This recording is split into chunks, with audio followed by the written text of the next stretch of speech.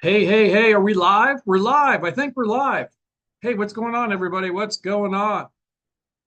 Give me a 5 by 5 in the chat if you can hear me, making sure all the audio is all good. We are live on Rumble, on YouTube, and on X. I'm watching the Rumble chat currently. Had some technical issues here. Crazy, crazy morning. End up having to go with plan B. So if you can hear me, give me a thumbs up. Coming in hot and raw today. Let me refresh this. We still good? Can you hear me? Hello, hello, hello. Welcome. This unpopular viewpoint. Today is Tuesday, the 28th of May, 2024. I'm BrucePoppy. This is Unpopular Viewpoint. Normally we do a Monday show, Mindset Monday, but yesterday being Memorial Day, we decided to do something a little different. Skip today. Yesterday I did a whole lot of nothing. I got, you can see, I got some sun, spent the whole day hanging out by the pool. So I'm hoping that things are going well there. I can see me on live on there, but nothing in the chat yet. Wonder why. Anybody in the chat can hear me? Let me know. I'm going to bring our guest here on in a minute. Let's see if we can do something here. I hear you. All right, Jay Lip. Thank you, sir. Fantastic. So yeah, so what ended up happening is I had this show scheduled with Scott. I was hanging out with Scott McKay out in Salt Lake City a couple weeks ago, and we were talking about mindset and how we know, mindset is everything. That's the shift that I've been going through myself personally. I mean, this is not any earth shattering breaking news type stuff, but all these different little things that I've learned and been going through and have experienced in my life before this awakening. Before this awakening is the fact that these little pieces all coming together. I'm seeing all the different pieces in my life that are coming together as I learn different things for for growing, becoming a better person, spiritually ascending, raising your vibration, all that stuff, being connected with our creator. And so all these different things, these universal laws have come into play. And I started studying and looking into that. And wow, all these different little pieces come into play. And so understanding that mindset is everything in life. Doesn't matter what's going on geopolitically, doesn't matter what's going on in your relationship, with your job, anything. Our mindset as human beings, the species on this planet, is everything. And how we react, we can create our own reality through our thoughts. Our thoughts create affect our emotions, and then actions create habits, create results. And if we want different results, we got to have, back that line up to the mindset. It all starts with the way we think. Yep, where we go, our mind goes. That's it. Maria, good to see you. So yeah, as I'm waiting on Scott to pop in, we know everybody knows Scott McKay, the Patriot Street Fighter. If you don't, if you live in a cave somewhere, baying down by the river, I don't know. But Scott's, been a few years ago, he started a Tipping Point radio show. And then he did a video for some friends that just went nuclear. And that's the birth of the Patriot Street Fighter movement. Well, in knowing Scott and his story and discussing mindset stuff, Scott has the mindset of a warrior. And that's why I wanted to have him come on. We would talk about that, have a discussion about that type of thing. The mindset of a warrior. That's what we need to have. When I go and I try to share and give information, encouragement, inspiration to delve into these subjects, it's for a reason. It's not just just to do stuff. Because right now we are going to be going into, or we are going into, probably the most heated portion of this operation that we're going through. And congratulations to everybody here. Most people have made it through one of the most well-funded global psychological operations that has ever come to play in human history. and that's the CV thing, right? The hokey pokey, all that stuff. I'm gonna watch what I'm saying a little bit because we are on YouTube. But yeah, that's whole psychological operation. We've made it through, and now we understand some different things. But it's super important. We're in training right now. What's going to be happening now, the next few weeks, the next few months, up until the election or alleged election that may or may not happen, is going to be key. It's going to probably be the most uh, attacks that we have seen from a mental, psychological standpoint. So it's super, super important for us to be able to understand how we can control our thoughts, how we can use that stuff to our advantage, because we know we are in war. This is a information war. And the biggest battlefield is for the control of information, the control of the narrative that these ruling elites, the Luciferian asshats, want to drive down our throats. Um, so got a little notification, got me distracted. Anyway, so what's coming up? This is why this mindset so important. So because we're going to be seeing some crazy stuff that's potentially can happen, lots of different scenarios. Many people are talking about this could happen, that could happen, different things. Anything is on the table. I don't discount or throw away, say, oh no, that can't happen. Everything is on the table with these people. We know that they're backed into a corner. We know that for a long, long time, Trump has said 2024 is the final battle, and there's lots of Q drops that are lining up. There's lots of things that are happening all over the place. And oh wow, look at that! You didn't get the memo, man. We got the same fucking shirts. How Well, there about we that? go. Funny thing, That's I was reached in my closet here and grabbed a t-shirt and thought, well, although this was for I think we did this for St. Pat's Day. I remember in my mind that you had one of these shirts. I thought he's going to comment on my shirt today, and hell, you didn't comment on it. You complimented it. You wore it too. absolutely. So yeah, so now we're twinsies. Yeah, my brother. Oh wow, that's crazy. So yeah, that was not pre-planned at all, folks. Yeah, so welcome. Please help me welcome into the unpopular viewpoint is the man, the myth, the legend, Mr. Scott Forking McKay, the Patriot Street Fighter, at an undisclosed location somewhere in Cinderella. Yeah, we are we're hiding out for a little bit. So I was just sharing, I ended up going with Plan B because as I'm getting set up for this morning, I knew this was scheduled. I decided, oh, I'm going to restart my main computer, which is in my RV in the back here. I'm going to restart it, get a fresh thing, clear out the cookies and cache, blah, blah, blah. That was 11 o'clock. We're supposed to go off at noon. The thing is still updating. It might still be updating now. So I decided to punt. I came up into my front office here and we're doing it on my laptop. So there's always a plan B. When people try to take us down, we always got a different way to come around. Yep. Well, we're here, my friend. I tell you, one thing I learned, this was back in 2011, I think. I was in storm reconstruction out in Colorado. So, I had to get up in the morning, sit at my desk, boot up my computer, and do a little work before I took off to go check on job sites. And I just remember how I bought, I don't know, probably 5 or 6 Dell computers, PCs, and I got to tell you, I so I was distracted by a text message. Hundreds come in a day. I look and see if this is one I need to actually answer. But I remember sitting there waiting for this damn thing to boot up. And it took, we're 5 or 7 minutes into it every time you open it up. And I remember a friend of mine saying, Scott, you need to get a Mac, go to Apple, this bullshit never ends. And Apple's a closed system. So all the viruses and all the things that they write for PCs that they can easily get into, these things slow down. They're great when you're brand new. After about 6 months, they start to slow down. 18 months later, you want to jump off a building.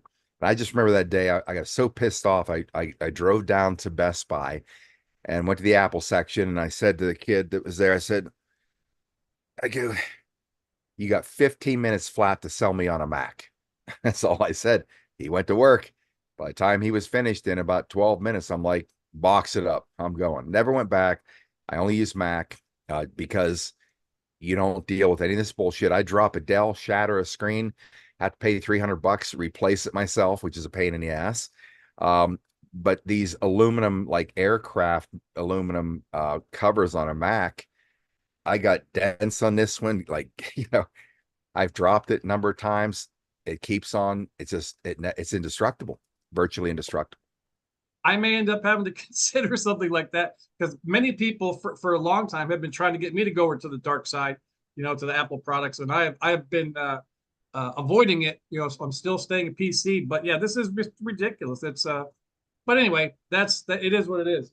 So when we were in Salt Lake City, we got to talking and talk about this idea that I had for a show because of your history. I've been on this this rant or this path of mindset stuff and trying to sharing what I'm learning, how I'm trying to go through and evolve and become the best human being I can be. So I've been sharing a lot on mindset. Mindset Mondays is what we do normally, but looking at your story, for many people you don't know, you have the bodybuilding background, and the three main points that I kind of made me think, hey, what's going on in this guy's head? The bodybuilding stuff, because it takes this very special individual mental toughness to be able to do that type of thing on the competitive stage. And then also being pulled out of the grave twice with two horrific motorcycle accidents that you really shouldn't be around. And then, pulling yourself back up, having to learn how to walk again. I mean, all these different things that you personally have gone through in your own life that, many people don't know. And I'd like to have a little, discussion about, where did this come from? This idea, this warrior mindset that, hey, doesn't matter what happens to me, I'm going to overcome and I'm going to be and have and do whatever I want to do. I mean, was that something that you were born with, or is it instilled from you from your dad being in the military? How does that come about? I don't know. I wonder that if that's something that you're born with. I know, if there were any elements of that when I was young, I wouldn't have known that. I think a lot has to do with your environment that you're in too. When I was young, I was a kid, like any other kid in a small, middle class, lower middle class town, here in rural PA or any middle class town in the country. You very moderate upbringings. We didn't have, we didn't have any privilege here. But uh, Except our white privilege, of course. yeah, that too. Exactly. I but I was part Native American, so I was abused greatly because of that. I'm only kidding. Nobody really cared where I got. We had every ethnic nationality in that town that you could imagine. I mean, we had there were 11 churches and 21 bars in that town. You had the Polish hall, the Slovak hall, all these different, the Russian, this or that. I mean, there's all kinds of, ethnicities there. And in fact, I never even knew where there were any Jewish people that I grew up with around me until I was in my mid to late 30s. I had no clue that I didn't even know there's a synagogue in the town. I thought it was a church. So there's a lot of things you're just unaware of when it doesn't matter. It's people are people. But, I was as a kid, I had four sisters. My dad worked all the time. So with four sisters and a mother living in a household with five women, I was a minority in a sorority. And so, that I don't know if that gave me any type of perspective advantage in life at all, but I can tell you there was no big brother to defend me. If I was gonna get my ass kicked or something, it was all on me. My dad sure as hell wasn't gonna do it. So so I grew up with some fear, I think, throughout most of my childhood or in my younger years. But I played sports, baseball, basketball, football, wrestled for a very short amount of time, but I always had this fear factor, you just walk into the baseball field for little league practice because it was a great town, but it was a little tough town. Somebody might want to rough you up after practice, just, making sport of you. And those things always made me nervous. But so anyways, I just remember that's what it was back then. I didn't have the support. The general wasn't that kind of guy. Like he's going to come to little league practice, build your confidence, do all those things. I was completely on my own when it came to that kind of stuff. So always had that lack of confidence. If I had troubles, I didn't have a wing to go under when I told my dad this in my 30s. I finally cracked in my mid 30s. we had this conversation. I just said, Dad, I said, I'm 34 years old. And I said, I'm still afraid. I said, I'd never had a wing to climb under. I was actually in tears. Some things had transpired in my life, and it floored him. I mean, it sort of broke a barrier between us. But I just remember saying, I said, I've never felt like I've had a wing to climb under in my whole life. I've always been out here on my own. I said, I'm a 34-year-old man, and I said, I'm still afraid. Anyways, I just remember he gave me that speech right then, and I said, I haven't accomplished anything in my life, and I thought by now I would be here or whatever. And he said, Scott, it was a breaking point for me. And I'm telling a side story about the general. I don't know why, but it's just there. But I remember he said to me, he says, Scott, he said, I'm proud of everything you've done. He never complimented me ever. It was the opposite, always the opposite, because that's the culture we grew up in. But he said, I'm proud of you. He said, I wouldn't trade you for 100 men. And I just remember how I just broke. Like I just started to cry like a little kid. But so there was that element of my life that always existed. This little kid, little boy that just had this fear of, no protection. And so you say, how do you go from that to, where you ended up in life? I was more afraid of being nothing or nobody or accomplishing nothing than I was of being hurt, beat up. I started breaking bones in sports when I was young. I think the first, broken nose in baseball, took a fastball from shortstop at home, played on a tag out, boom, my nose. I broke my right arm on the basketball court. I fractured my spine on the football field. I went with reckless abandon in most things, trying to perform. But yeah, I could never field a baseball after that. I could never watch a ball into my glove, and I was only 12 years old at the time. So baseball didn't work for me after that. Basketball was my best sport. Um, and there's always adversity in life. Most people don't allow their kids to have adversity, fall out of a tree, break an arm, all the things that we used to do, crazy jumps on our bicycles and motorcycles and crash and burn. And that develops you over time. It helps help you overcome fear. But I remember breaking my right arm on my right wrist on a basketball court. That was my best sport. Most people have a hard time believing basketball is my best sport. But it was. I spent thousands of hours on the courts, and that was just my passion. But so now you're thinking, I was in the seventh grade then, I think. So adversity is what stops most people in life and in the world. Adversity, failure. And I didn't understand this when I was young, and I have no idea why I pushed past it other than what I told you. But I can tell you this, with all that I've been able to accomplish in my life, you have never met a bigger failure than the one you're looking at right now, because I have failed at so many things.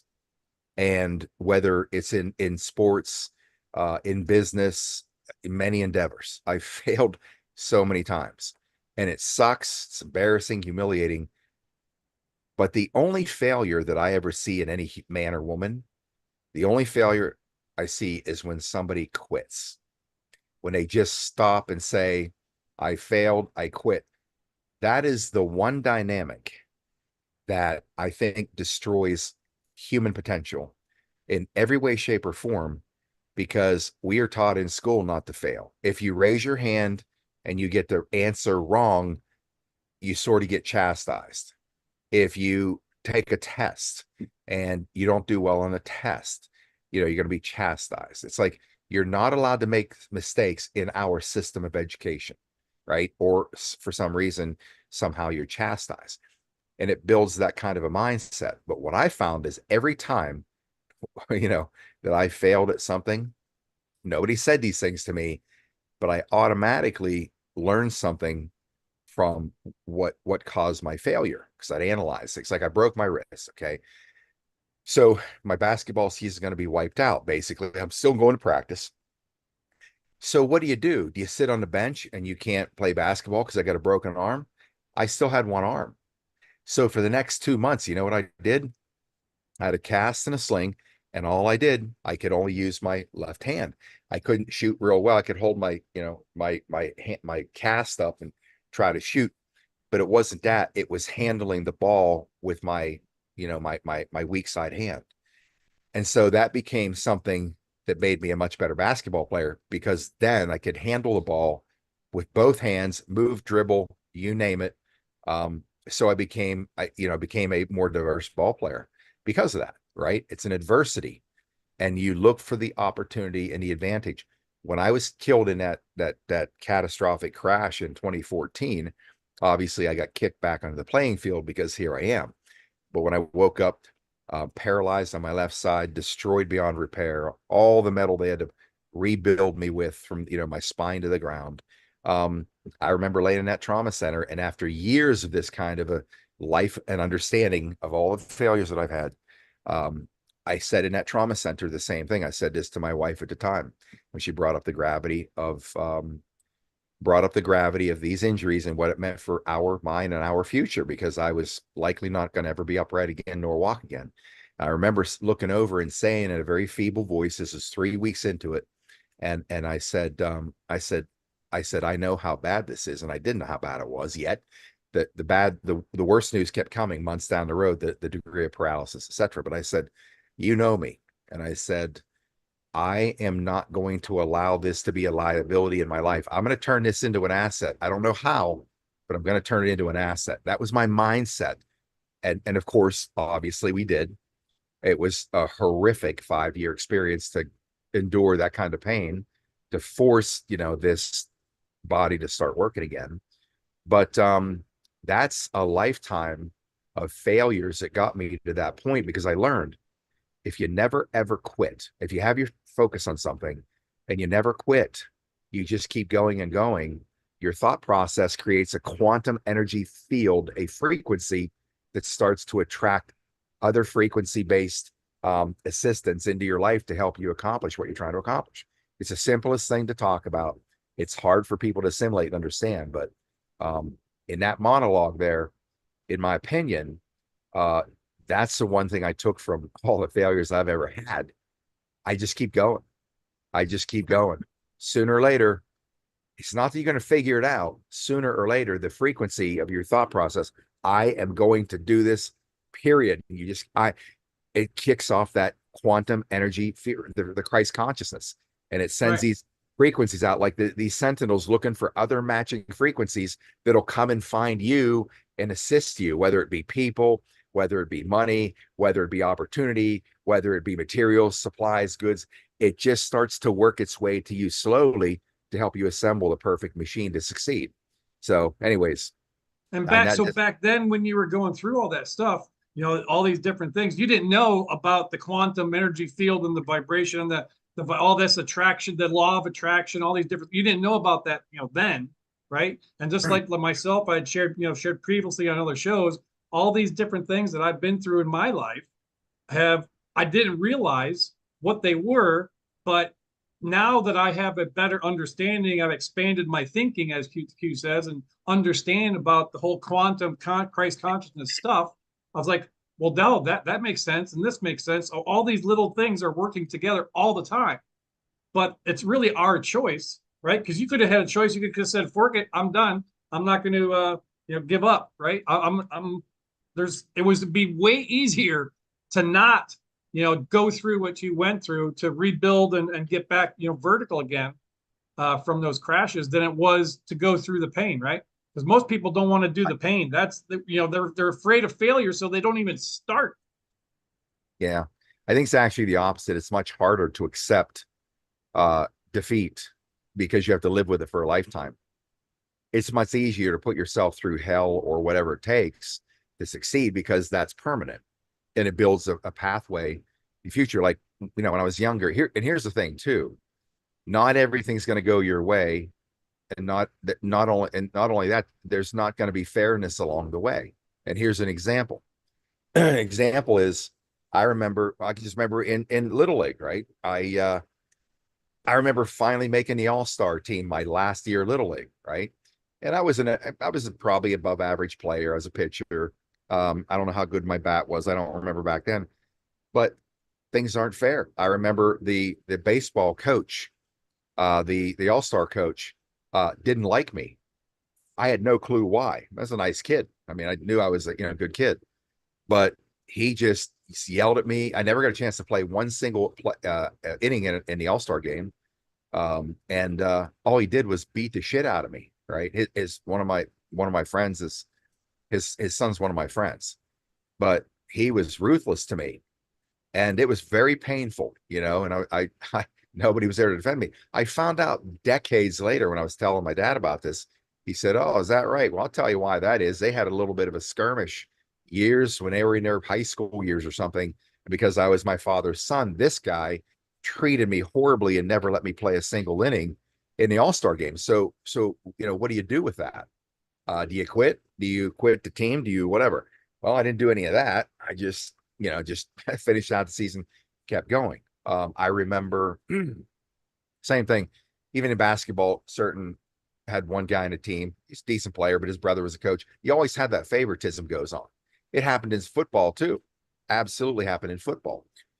In football, when we were going to high school, our high school started at 10th grade, 10th, 11th, and 12th. So come out of junior high at ninth grade, going into my sophomore year, if we wanted to play football, then we had to go to summer weightlifting 3 days a week, Monday, Wednesday, Friday. We had to work out with a team, and they had a program, whatever. And that's the last thing I wanted to do. My friends were weightlifters, and I never wanted to because I was I was skinny and I was weak. And I always made excuses. I can't, I don't want to I don't become muscle bound, which is absurd because it'll mess up my jump shot. Now I had to. So at the end of the summer, we had strength and agility testing for to see how we all rank ordered from 1 through 67 players. And I remember there was a senior in my hometown I grew up with. He was an ass, he was a bootlicking ass, honestly. Again, there were things about my life where I was probably an ass too when we were younger. Maybe there were times that I wasn't very nice to somebody. I don't remember that, but I'm sure there are instances. But he was an ass, and he used to pick on me. And when I was lifting weights, and I'd fought back. I'm like, this guy's a dipshit. I'd fight back. My coach thought that I was an arrogant personality because I wouldn't take any shit from a senior, right? But I grew up with this guy, so he could have beat my ass, obviously. I like him today. I know, we both matured, and I know more about his life, and he's a patriot too. So, but anyways, so the coach had it out for me, right? And I'm a pretty private guy, kid. So again, I had that treatment for no fault of my own except defending myself. Anyways, we do the strength and agility testing at the end of the summer, and we're all rank ordered, and the whole sheet's put on a wall. Whoever becomes the strength and agility champion for that year has their name underneath the strength and agility plaque on the weight room wall, and your name hangs whatever year, all those years. Well, obviously it wasn't going to be me. What I didn't know is out of 67 players that I was ranked dead last. So that was a humiliating experience. So my speed and agility and strength obviously was not up to par in the football field. I was a 135-pound defensive end. I was Rudy. I was getting pounded by 240-pound pulling guards and 260-pound tackles. I was getting hammered, right? But I didn't quit because I can't imagine what it'd be like if I left the football team, right? But I took the beating, and because I just wanted to, I wanted to be there, I wanted to play. It was painful, but I did it. So, but because of the humiliation I suffered in the weight room that summer, I said that moment when that happened, I'm like, this is never gonna happen to me again, ever in my life. That type of humiliation, because your buddies are razzing you, right? Yeah, Now, yeah. now to say that was never going to happen and think I had a game plan to overcome it was absurd, right? But after the season, I went in my basement, had those old plastic weights with cement inside. Somebody gave me a bench, I had a barbell. Somebody gave me a curl bar. So for the next 2 years after school at night, I would be in my dingy dungeon basement where we lived, and I'd be working out. I'd be getting little books. Franco Columbo's Winning Bodybuilding was like an incredible gift somebody gave me. Somebody gave me a bottle of protein capsules, tablets, just stupid shit. So here I am for the next 2 years. Now, my senior year, right, prior to the senior year starting, now we all knew who the strength and agility champion was going to be. It was automatic. It was going to be me, because by that time I had set 4 school records in different lifts, even deadlifting. I was only 165 pounds.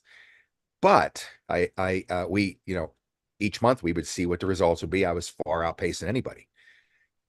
So at the end of the senior year, again, nobody finds out to the football banquet after the season. That's when the awards get handed out. So at the football banquet, and I snuck in there afterwards to look at the scores just to double check and make sure. Of course, I knew I won it.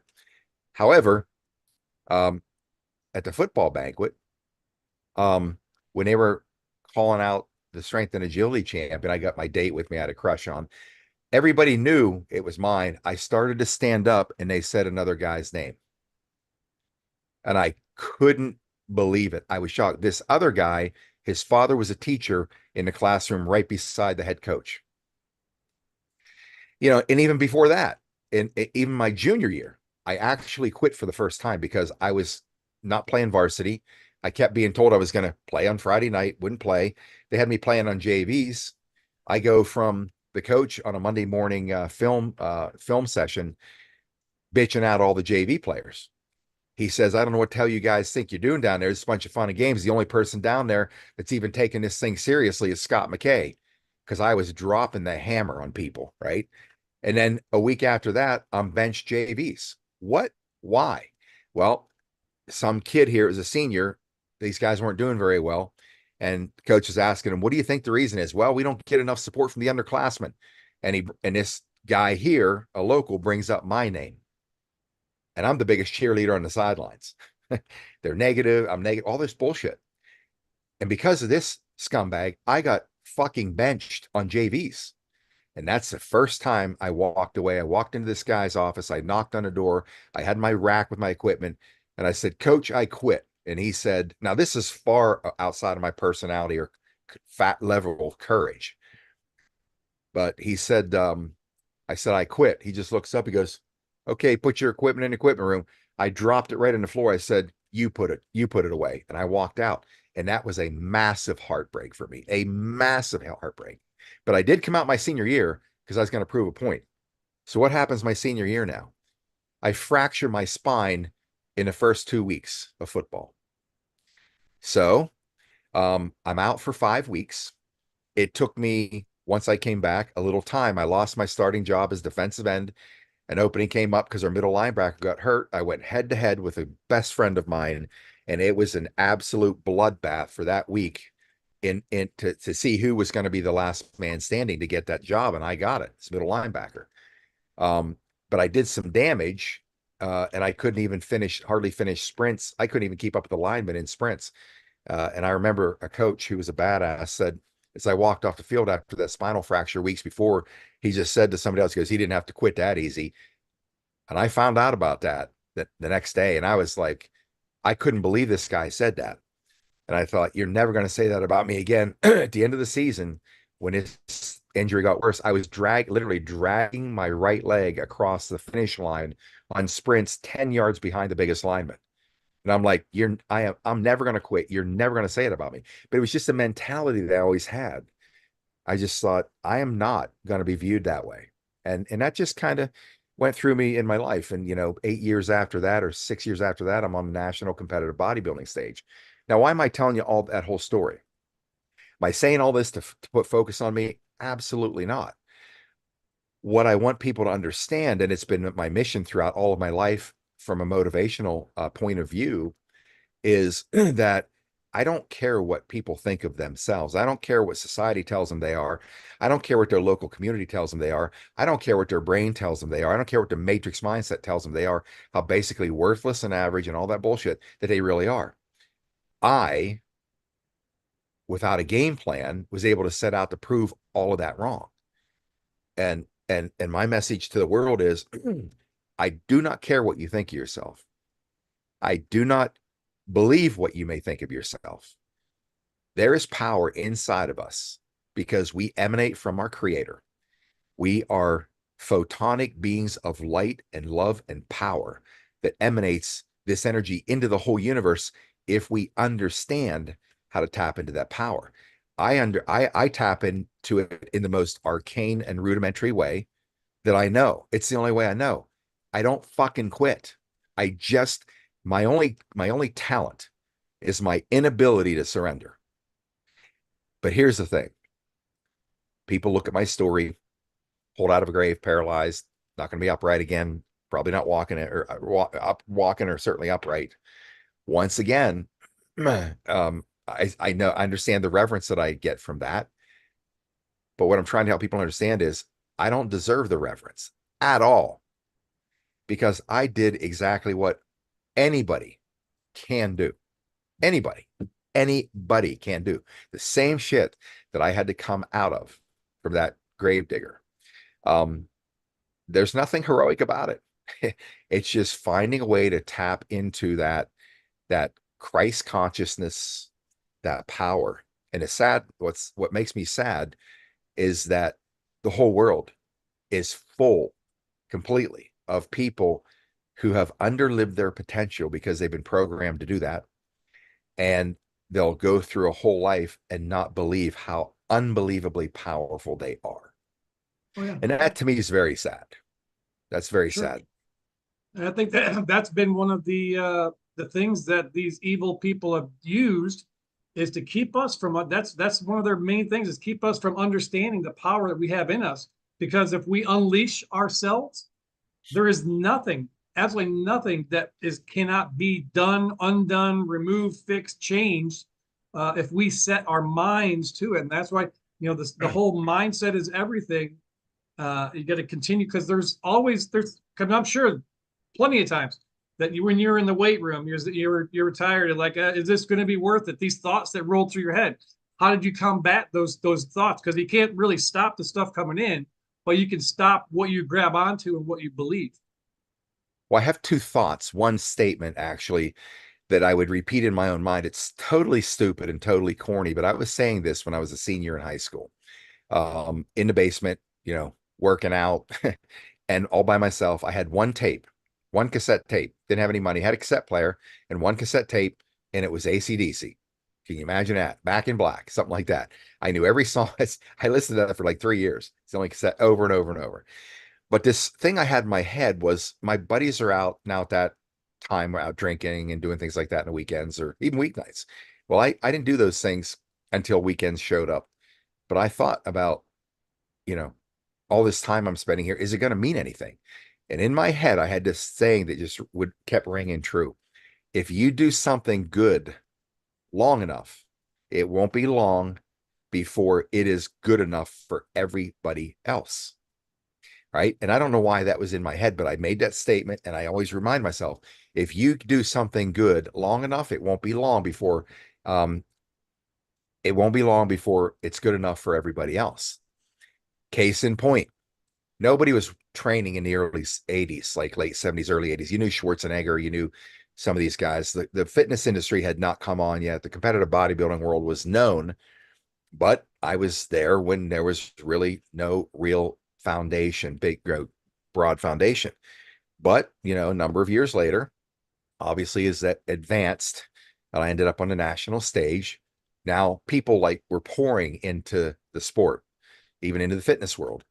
And typically, when those fields get crowded, I usually then make my exit because that's when people come in and they start throwing sand at each other, pulling each other's hair, fighting, and competitive talking bit shit about each other.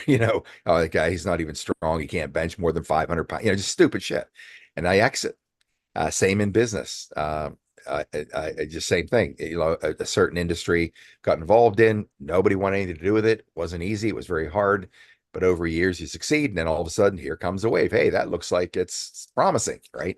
And then I'd make my exit. It always seemed that way to me.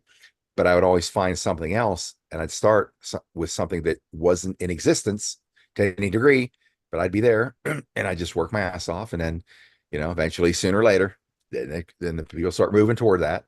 Field gets crowded for some reason. I sort of make my exit. But I don't know what point I was going to make about that. But in any case, it was just having that mindset. And the second thing is, I remember back then thinking, if I work hard enough and keep working hard enough, God's going to reward me for that hard work.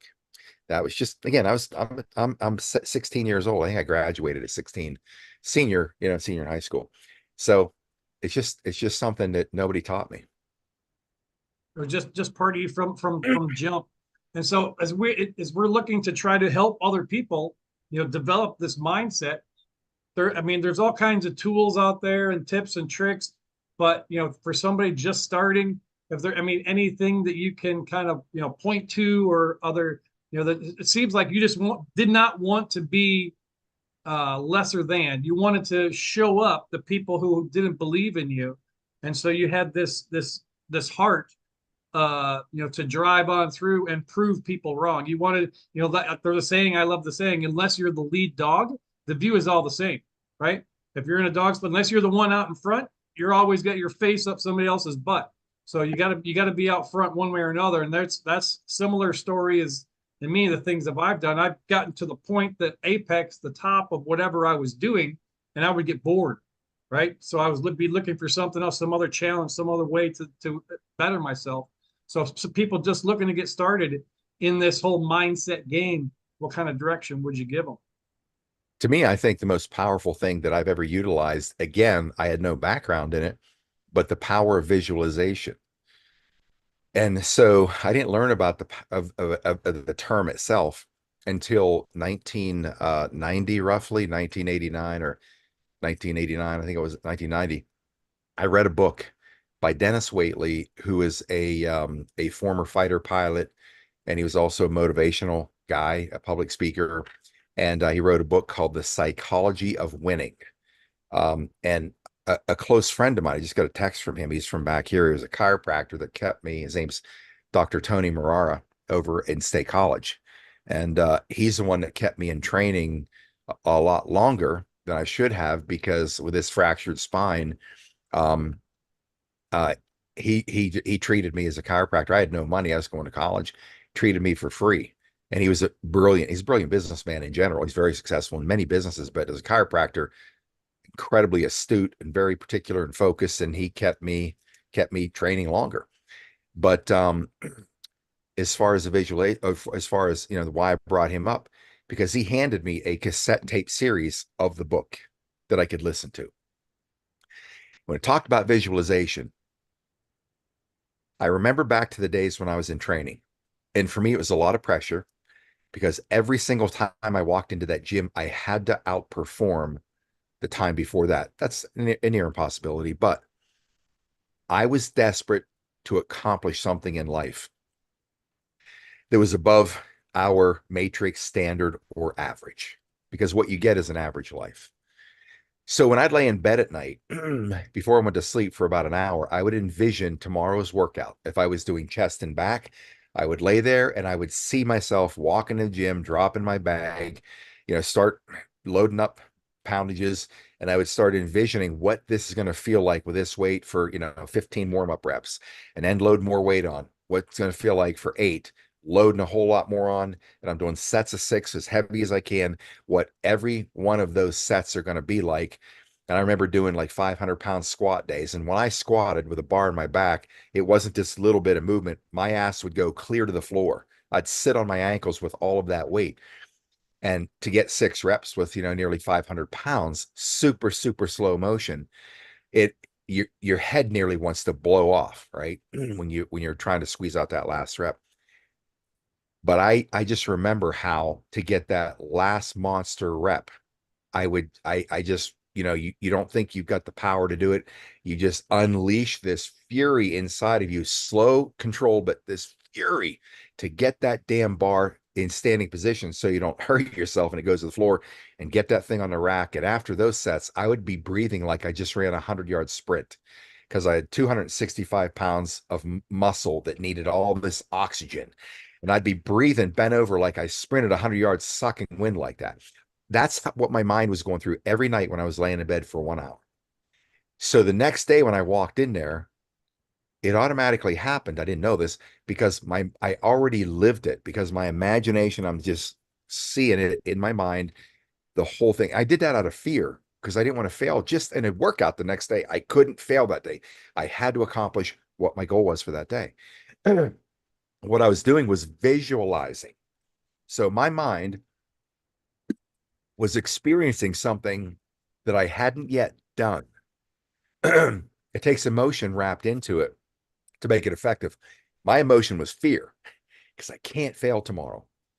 So what the thing about your mind is, your mind doesn't have the capacity to differentiate what is real and what is imagined. And that is the power that we all have. You basically can trick your mind. It's like somebody tells a lie and they know it's a lie, and then they tell it again. And they keep telling that. And after many years of telling that lie, their mind has a neural network that now starts to rewire its circuits for that information and locks in. These synapses get fused together. That neural network is built. And now that person's belief system, that lie that didn't happen, actually did. And you can't convince them otherwise. That's the Right. power of the mind, right? So by visualizing whatever it is you want in life and getting into the emotion of that, whatever that is, chasing that beautiful girl that's your dream girl, and you're visualizing that, and the emotions are what it'd be like the first time you get to kiss her. So, and I'm just going through because men think this way, that it's like it's always about the girl, right? So in most cases, but so anyways, it's that enthusiastic energy to acquire, achieve, or blend into whatever you're trying to create in your life. That emotion has incredible power because that's what solidifies a non-reality into a reality in your mind. But once you've already lived this experience, you see it over and over and over. It's called manifestation. It's what Christ talked about. That's how you can move mountains. It's a manifestation. You say, well, that's a great word. I understand that. Somebody's knocking at my door. Hold on a second. Okay.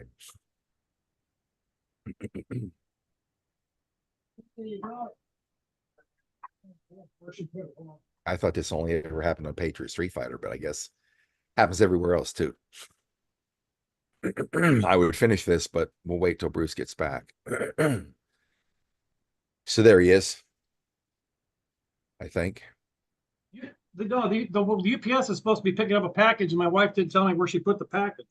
Okay. I'll just continue on. Yeah. So I easily lose my thoughts because I see rabbits running, another thought. But um, so that is not enough of an answer that would make somebody say, "Oh, I get it, I can do that." Over time, I had to have a better answer, which means I needed to know the blueprint for the universe. How does this thing work? Religion sure as hell didn't do it to me. Religion's the worst thing that ever happened to humanity because it programs us in so many ways. Turn the other cheek. How many times are you going to take one across the face before you hit back? Or sit back and wait for Jesus to drop his feet back on the planet and save us? Well, if somebody has to save you all the time, how are you ever going to grow? How are you going to, what if somebody came to save Jesus? Hey, Jesus, just sit back and do nothing because somebody's going to come and save you, right? You see my point? They train us to think this way. So I needed to know the blueprint. And that's when I stumbled into quantum physics in 1999. My life was falling apart. I don't remember exactly what it was. It was business, love in my life, whatever it was, going to shit. Threw the Bible overboard. And I'm like, I'm done. It doesn't work.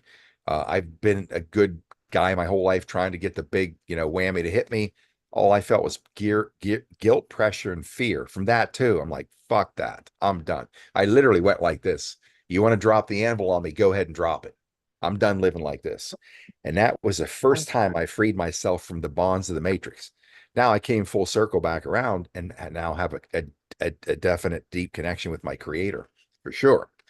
But I had to find an answer, and quantum physics was that answer. So I started down the track studying quantum physics, and that gave me an understanding of how God's universe works, how it works.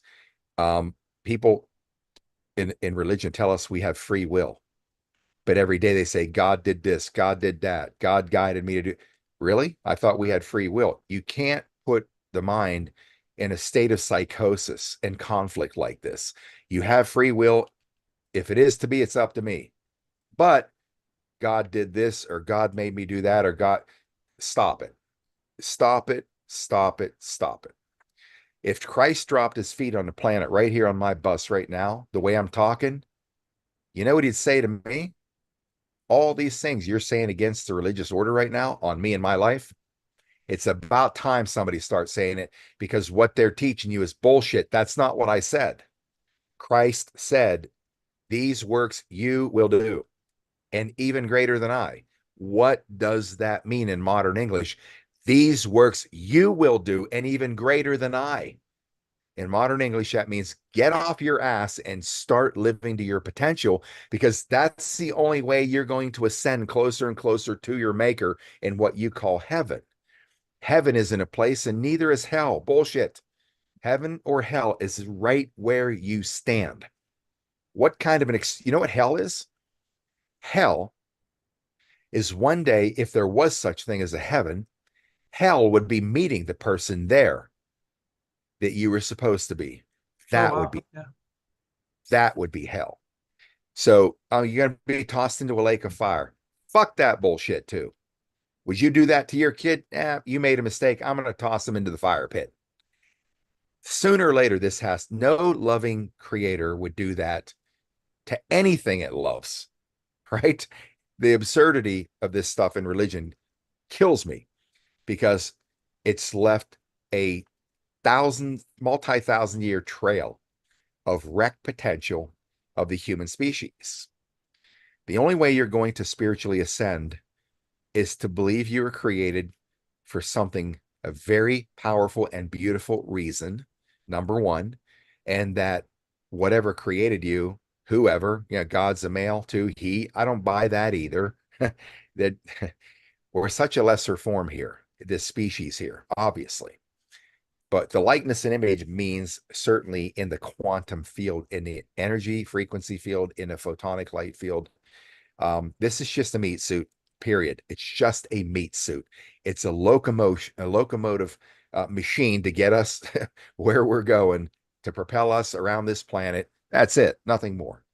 But the power that we have inside of us has been neutralized by religion, by the matrix, because the powers that be that control this overall message know that if we truly discover how powerful we are, the planet becomes Eden again. It becomes what we're going to rebuild it to in the coming near future. We're beginning to do that because people are starting to wake up and realize it wasn't supposed to be this way. I wasn't supposed to be afraid. I wasn't supposed to be a failure. I wasn't supposed to be broke.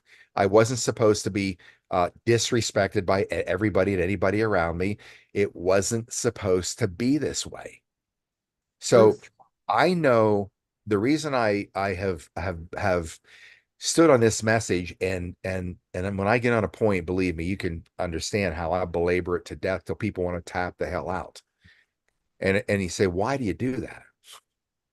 Well, because if I just tell you, I'm gonna have to tell you over and over and over.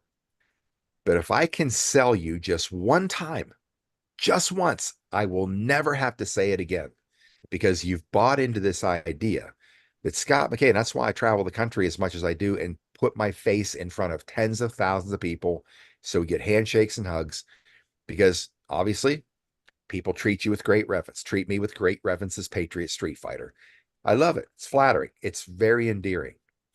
But what's more important to me is that people, I do this so people can, and it's said every time I speak with people, wow, you're just a regular guy. I'm like, exactly. That's what I'm trying to say. I don't deserve that reverence. I don't deserve the pedestal. I'm just doing what I do for my own purposes in a way to show people, if you just say, I don't give a shit about what people think about me, I'm going for it, and you unleash yourself from their mindset matrix, if you unleash yourself, forget about being embarrassed, people talking about you, laughing. I have people still today laughing about me behind my back about Well, I know. Patriot, and they're close in my DNA, make fun of me behind my back. Do you think I give a shit? Makes no difference to me whatsoever, because that's a statement about them. It's not a statement about me. I'm carrying out God's mission for me at the potential I can discover. And everybody needs to understand this. The latent potential people have right now is a travesty. The guy who could change the world, the woman who could shift this planet on its axis is sitting somewhere on a couch or in a cubicle right now, wasting all the potential, all of it. They could do amazing things and is actually going to. That's going to happen because what I'm talking about is that this whole machine that was built to keep you where you are, underachieving your potential for happiness, for love, for success, for whatever, all of that, it's coming apart. It's coming apart.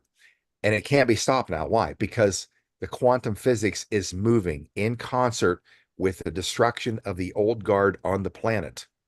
And when you're destroying the old guard and their system, and you start to see things changing, even if you don't understand it, the energy frequency of the millions of mindsets that are marching in the same direction, that we're going to bring this thing down and we're going to start to rebuilding. We're unleashing a beyond human power of Christ consciousness in unison. And that frequency is scattering through the ethers. And even if you're just sitting there, it's going to hit you. And it's like a lightning bolt hitting you. And you're going to start having thoughts about, hey, maybe I could, maybe I might, maybe. Now you're thinking, because you're thinking about what you can do or become, or how your life can become better, how you can change to a point where you'll look in the mirror and you'll say, I love what I see. I'm so proud, not of me. I'm so proud that I am breaking through so I can fulfill my creator's purpose for me, to expand my love, my light. We can call it success. I'm not big on people. I want to bring a name up for somebody who's a great sales coach, huge, but I don't buy into that shit. I don't just get the signature and you just stay focused. This person cannot afford this, but you just get that signature. Hey, my husband has cancer. I'm sorry to hear that. Just sign here. We don't have any food to cover. I understand. Just sign here. And I listen to that bullshit sales tactics. Well, that's called manipulation. Manipulation is getting somebody to do something for your benefit. Influence is when you're getting somebody to do something for their benefit. So I like this it. Yeah. this isn't about that. It's not about you just win. If I win and somebody else loses, I failed. If I did a business deal where I won huge and this person got slighted, I fail. If I offend or hurt somebody, I fail. Worst thing for me is that. And I do that too. Believe me, I fail a lot in every category, but I'm not afraid to fail. And when you just understand that if you just never, ever quit when you decide you want to do something, even if things don't come together right away, maybe it takes a year or two, or whatever. If you keep going, you will end up having whatever it is you're trying to accomplish because of the quantum physical forces of the universe. I'm just rambling now, so I'm going to stop there because you might want to ask a question or two. No, that you're right on spot on. These are the things that I'm learning and walking in myself and experiential. See, you can everybody say, oh, that's just positive mental attitude, positive thinking. They just fluff it off as bullshit. That I can't be that. I can't do that. That's just a lie from the pit of hell. I have personally experienced it. I have I never fail. I just learned how shit ain't supposed to work. Right. Right. Just that don't work. Let's try it again. Try something else, try something else. But one of the key, I wrote it down, when you're having the visualization, I think that's huge. And it's more than just daydreaming. You got to get into that moment, emotionally, feel it, smell it. How does, you felt the pain of those reps when you were visualizing before you did them. That's the power in that visualization. That's one of the keys that didn't know that I was doing my whole life. Everybody says, oh, you're just a daydreamer. My mom used to tell me when I would try to do other things, get your head out of the clouds. These are the lies from the pit of hell that trying to keep you down.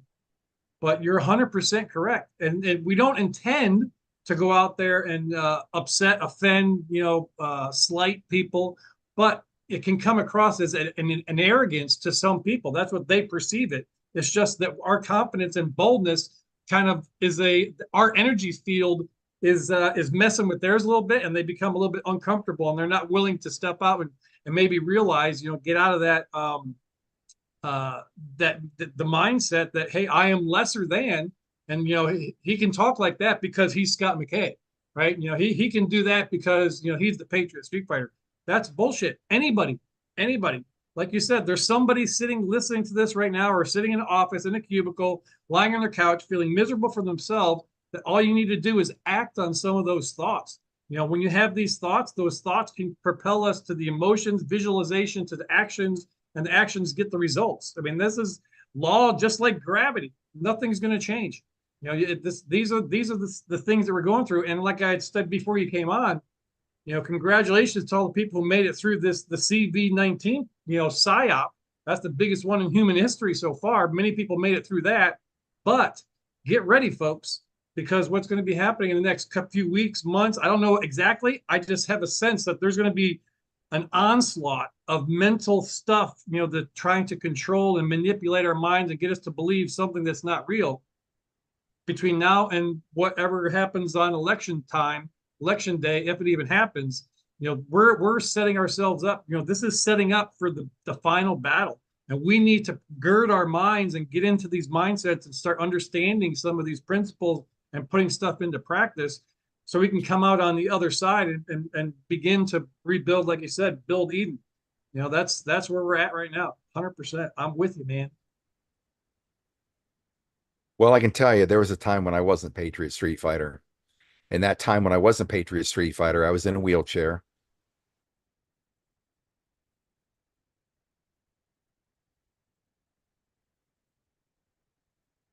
Would he freeze or I freeze?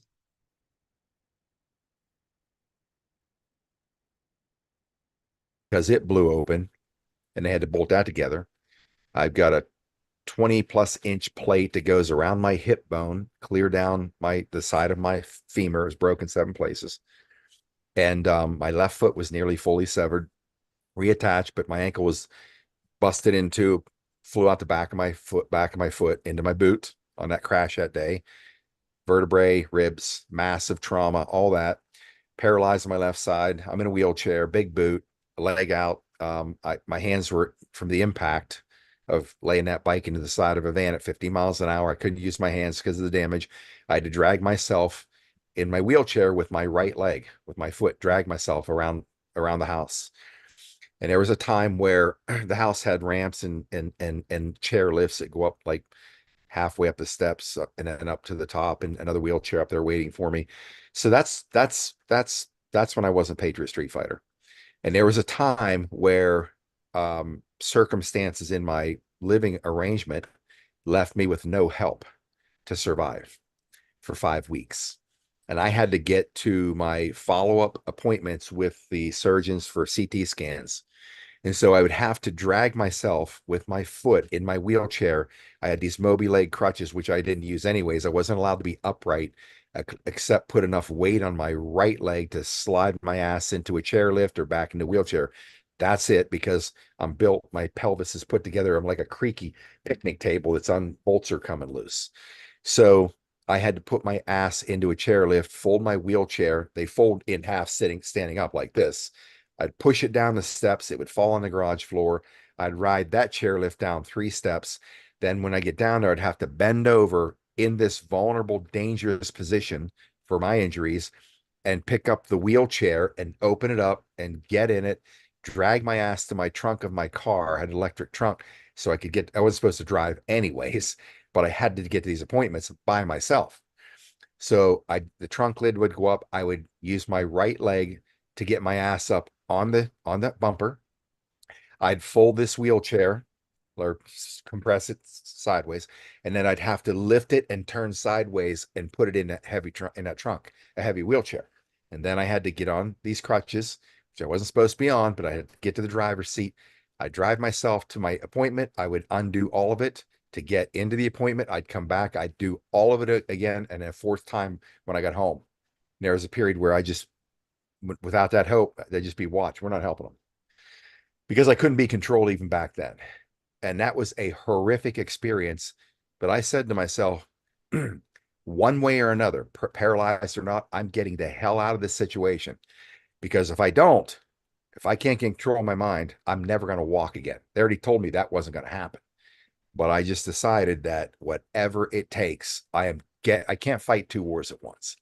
But now, Well, is it I possible? have contention that you had said that that was the time when you weren't Patriot Street Fighter, and I disagree. I said that is exactly the time, probably when Patriot Street Fighter was born, because you were by yourself and you went and did all that shit anyway. You could have easily cashed in your chips, said "fuck it, I'm not going to do it," and then just withered away into nothing by yourself in that room for those 5 weeks. But no, that is when Patriot Street Fighter. That's the core of Patriot Street Fighter, doing the hard shit when you don't want to do it because it's got to be done and nobody else is going to do it but you. That's a good point. Well, whatever it is, it's either the fear factor and or I said that because I understood the power of the human mind and the power of the Christ consciousness and quantum physics, I knew I was going to use that power Christ talked about. I was going to consciously think about it, of the rewiring the neural networks in my body that allowed some of it to work so I could actually walk. That was my belief, and I was going to set out to prove it. And even though situations like I just described in the very house I'm living in with, the other people, the person I'm married to that just refused to help out of punishment, that's pretty demoralizing. But it wasn't going to stop me. And again, I'm laying this out. So the understanding is, Scott, if you can start from there and get to where you are today, man, if you don't have those circumstances or that situation, what could you do? If you simply stop giving a shit about what other people think about you, forget it. Doesn't matter what they think about you, what they say about you to your face or behind your back while you're trying to succeed. It doesn't matter at all. Because in time, when you do finally achieve a level of your potential, believe me, quietly behind your back, they're applauding you because they wish they had your strength and courage to at least make an attempt, and then to never, ever, ever back up, not 1 inch ever. You never give up ground for anybody, for any reason. You never back up ever. Because once you back up one time, it's going to be a pattern for the rest of your life. Once you quit, it's going to be a pattern for the rest of your life. And maybe that's why the universe had us both wearing these shirts. Hold the forking line. You Oh, can't fork and hold line. the forking Yeah. line if you're Love going backwards. You gotta it. hold that Exactly. line. Exactly. We're to a point now where we need to start advancing the line, start taking, we are taking ground back. Little wins here and there. Many people don't see what's going on, or are looking for some big thing that's come in the national news. But no, we are taking back. It does look ugly, but we keep pressing on, and we got this. It's a done deal. The unity, that's one of the keys. You talked about the unifying Christ consciousness, that movement, that when everybody comes in unison. I think that's the next piece that's going to fall into place, because right now, in whatever you call the truth or patriot, MAGA movement, whatever you want to label, you want to put on it, there's many different sects or camps, and there's lots of infighting and backbiting and this and that. Can't we all pull the rope in the same forking direction? And we can deal with, let's agree to disagree on certain stuff, but we know that number one, we got to stop the trafficking. That's key. We got to get our elections in order. We got to stop this one world government from trying to take over and make us more slaves than we already are. So these are things that we can all agree on, right? We can disagree whether the Earth's flat or round, whether JFK Jr. is alive or dead, whether this or that or the other. Does all these little things, minutia stuff doesn't matter. If we can all get together and unify around going in the same direction, everybody pulling on the same rope on the stuff that we can agree on, I think we can move the ball further, quicker in this quantum field than what we are currently. What's your thoughts on that? Yeah, and I think, something popped in my mind. You and I have heard this over many years, but we mentioned all the disruption going on in our quote unquote podcast or community. It's a disgrace, actually. Look, if you don't have any message that is positive in moving the mission forward, you shouldn't be here. I mean, the space is going to be cleansed, as I'm told. You can't fake out your creator. You can't fake out the quantum field, what your intentions are. You can say whatever you want to the world, but your true intentions cannot be mistaken by the quantum field, and it will deal appropriately with that, with the energy that it brings to it. But as far as I think the sad thing is the people who are audience members, spectators of different podcasts. I mean, it quite stuns me the bullshit that I've been hit with that people actually believe and buy into. And when people say, I've got the evidence, great, show us the fucking evidence. Let me see it. Show it to me. They don't have any. But you think that the audience would, in these people that buy into this nonsense, they're not even asking the right questions. Hey, show us the evidence. They don't even ask that. Um, what's the motivation? Like, what's the motivation for this stuff? Why now? Why this stuff? Why this guy? Why this person? Why now? What's the motivation behind it? What good is it doing for the world or the movement? And I dare say this, and you learned this a long time ago. You only should choose to follow or emulate somebody who is the type of person you want to become or be, or has the lifestyle that you would love to enjoy, right? Because somebody who doesn't have that lifestyle can't teach you how to get that lifestyle. Somebody who has that aspect of their nature, of the type of person they are, the person that doesn't cannot show you how to get there. So I'm very careful who I listen to, very careful. I avoid negative like the plague. I have most of all my adult life. I avoid negative like the plague.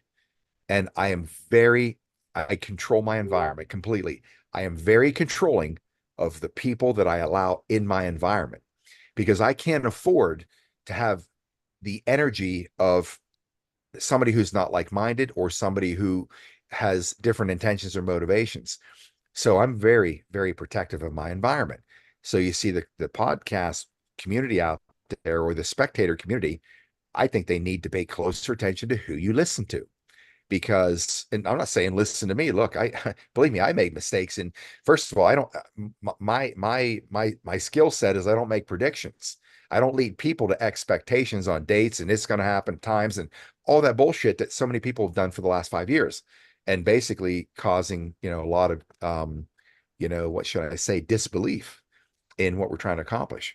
But what I can say is that I continue to be self-deprecating to help people understand. Look, I don't have all the answers, and I'm not the hot shot you think I am. Just come out and meet me, and you'll find that out, and you'll realize, well, if that much can be accomplished with Patriot Street Fighter, and this guy's just the guy next door, what could you possibly? Man, he's learned he's learned from me definitely. We'll see.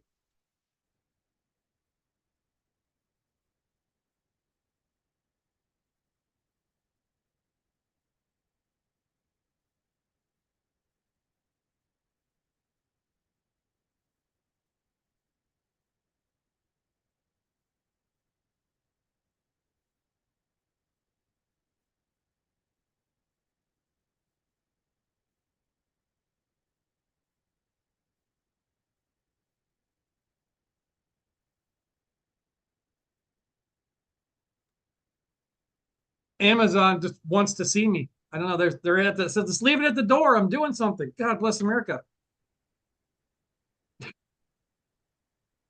It's crazy. So you got an event coming up. I wanted to be able to promote that in Arkansas coming up. When is that? Got the details Yeah, on that? yeah, that's actually George Magazine's event. That's August the 10th and 11th in Hot Springs, Arkansas. It's going to be a great, great weekend. I'm excited to meet Juanita Broderick. Talk about a brave person taking on the Clinton murder machine back in the 90s, telling the world who they really were when they could have easily had her waxed like they did many other people. She's going to be there. Danae Clement's going to be there. Gene Ho's going to be there. Pastor Bob Joyce, he'll be there too, which is going to be quite a special weekend with Pastor Bob Joyce doing a Sunday service. Anyways, you can go to georgemagazinelive.com, georgemagazinelive.com to buy tickets for that.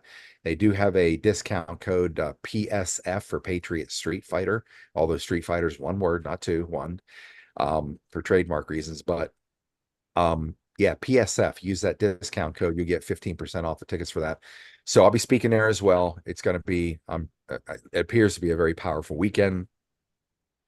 Always interesting things going on behind the curtain at George, things I'm not even aware of, but very, very interesting. And I think certainly the event's going to be something special. So I'll be there speaking. So come out and see us. Awesome. And if anything else, in the description of the video, I'll make sure I put that George Magazine Online link. But I got in the description of the video, anything Patriot Street Fighter is the website, the patriotstreetfighter.com, not the, just patriotstreetfighter.com. Anything Patriot Street Fighter, links to his shows, his channels, all the different stuff is all there. So yeah, you can, get, if you're, like I said, if you live in a van somewhere, in a cave, or, van down by the river, you don't know Scott McKay, you probably should. I'm super, super blessed that I got turned on to him and introduced through Kirsten W. So many people know that story. I share it all the time. Scott's the one who encouraged me to start my own channel back when we could have a YouTube channel. He said, get your voice out there, because there's people that you can reach that I can't reach, right? It's just about the vibration, the resonance. Both of us can say the same exact thing, but somebody might pick it up better from him or better from me, just because of where we're at in that frequency range. So yeah, check out Scott. He does fantastic in his in Cinderella there with his fancy recording studio and his massive bus. Told you, but you got upgrade from Mattel to Fisher Price. Get up with the big. Hey, heck yeah, man. So yeah, Scott is just a regular guy, and then the stuff that he goes through and these types of things when he's out there, people don't realize, the pain and the discomfort. He'll never say it, but the pain and discomfort that he deals with to make sure everybody gets a handshake and a hug, is it's heroic, really. I mean, I just couldn't even imagine. I'm trying. I want to be like Scott when I grow up. That's the things that you have been through, my friend, and now still out there doing, battling on the front lines, trying to take down this evil cabal in more ways than one. Not just podcast, I mean, everything that you do. We appreciate it very much, and thank you for taking the time and hanging out with us here today. Well, all that's my privilege, believe me, and I'm proud of what you've done. You've made significant marks in the last couple of years, things you've never expected you would do. Or even I talked to your wife, she just saying with her, quite surprised, like thanking me for that for you. I'm like, there's nothing to thank me for. This guy made a decision to take the advice and unleash himself.